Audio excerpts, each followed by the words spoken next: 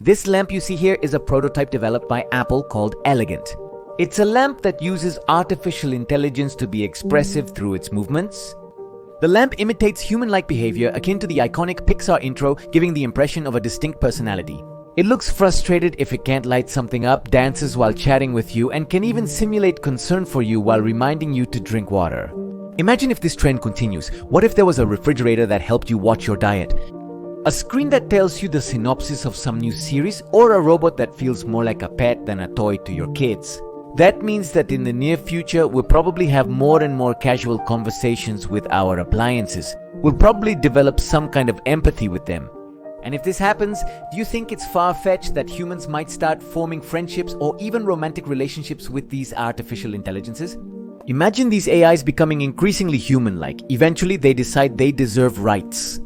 This is the premise of the new Netflix movie Electric State, starring Chris Pratt and Millie Bobby Brown, directed by the Russo brothers.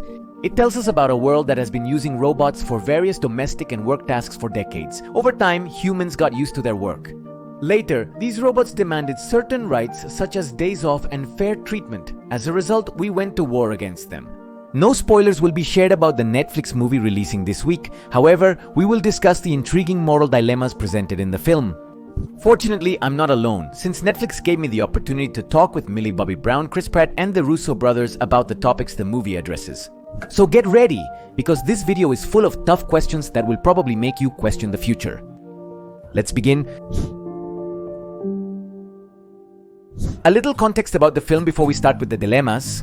The central premise of Electric State is that humans won the war against the robots and banished them to a region of the United States called the Electric State.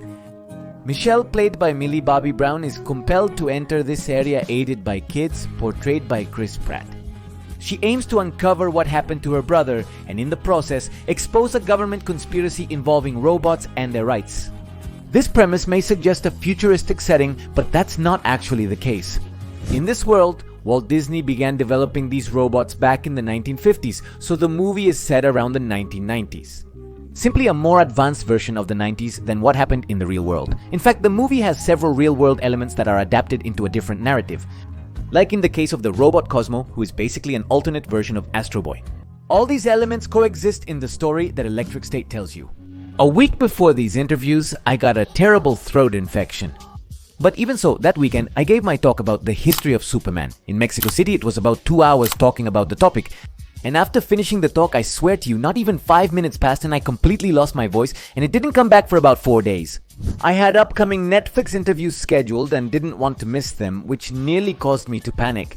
But then I remembered my friend Javier Zuniga, who helps manage the Facebook page as Zuniga and knows English. He helped me by asking the questions while I simply showed my face. Thank you very much, Javi. Hi, my name is Javier. He is Giovanni. We are from GO, the Geek Monitor. Now that we have some context, let's get to the moral dilemmas. In the movie Electric State, Kisista ni mama wao perché uno como Pogstein, Keats, an ex-soldier who fought in the war against robots, now has an artificial best friend named Herman. But do you think it's possible to have a relationship with a robot? I think it's already happening. I wouldn't advocate for it. This concept sounds unnatural to us because we usually think of relationships as something that only happens between human beings.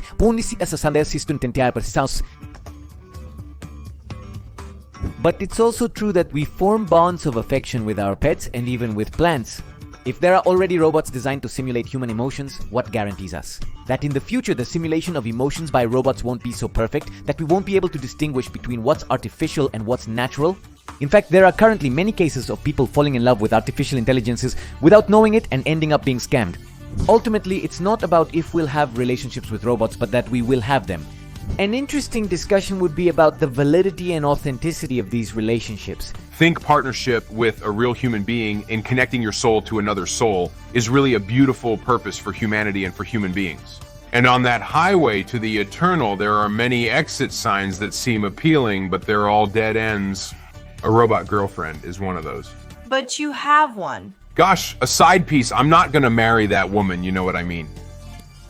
But, for example, if artificial intelligences keep advancing, don't you think that at some point in history they could develop emotions, motivations, and desires as real as ours?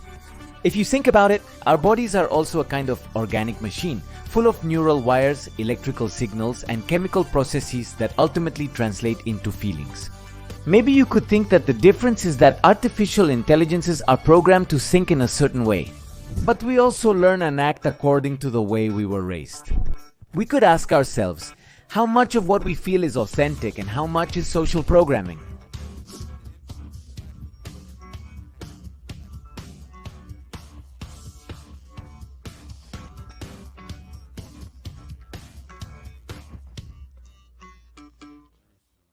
Remember, I post 3-4 exclusive short videos weekly on my Instagram. They cover various subjects not found here, from the Malcolm series to Oscar-nominated films like The Brutalist and Conclave. The content includes comic book suggestions and character infographics. Please follow me on my other platform after watching this video. We work hard on the content there and your support would mean a lot. Now, let's continue. So, if robots reach this level of sophistication, would we have to reconsider more things? In movies, robots and AIs often turn evil, but imagine a story where they don't seek domination but simply desire fair treatment. That's what we saw in the movie Electric State from Netflix, where the robots decide they deserve rights. And, well, do they deserve them? I hope not.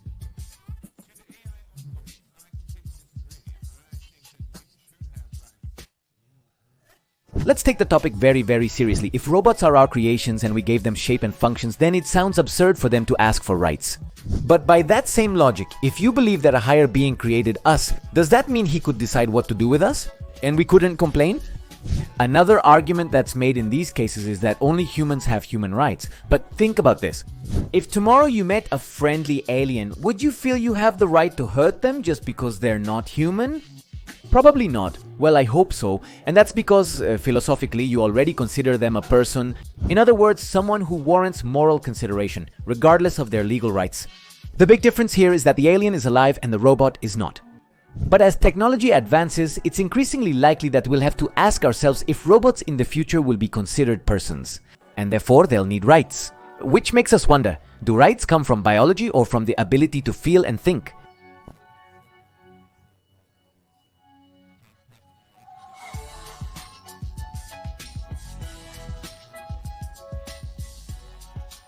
The film's speech also serves as a real-world metaphor.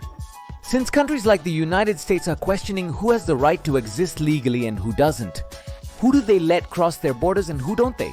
Turning this struggle of the robots into a parallel of what we live today. The movie's focus is Michelle's quest to uncover the truth behind her brother's fate. But deep down, there's a story that uses science fiction to talk to us about how marginalized groups have to fight for their rights. And about how humans tend to be tribal and reject those who are different from us. There's a natural affinity that human beings have for things that are familiar to them. You immediately know what something is. You know how it works. You know how it moves. You understand it at that level of detail. This behavior has scientific foundations. For example, according to an article published in Nature Human Behavior. We develop a tendency to form groups with those people we perceive as similar, while we view with suspicion those we consider different. I must reveal a minor spoiler about the movie to discuss the final moral dilemma. The trailer hints at this event, which occurs early in the film. Even so, well, I'll leave it up to you. Imagine that a scientist kidnaps you and tells you that he will transfer your entire mind and memories to another body. Like Freaky Friday. Then he warns you that after the experiment, one of the two people will receive a great reward while the other will suffer corporal punishment. You decide who to reward and who to punish.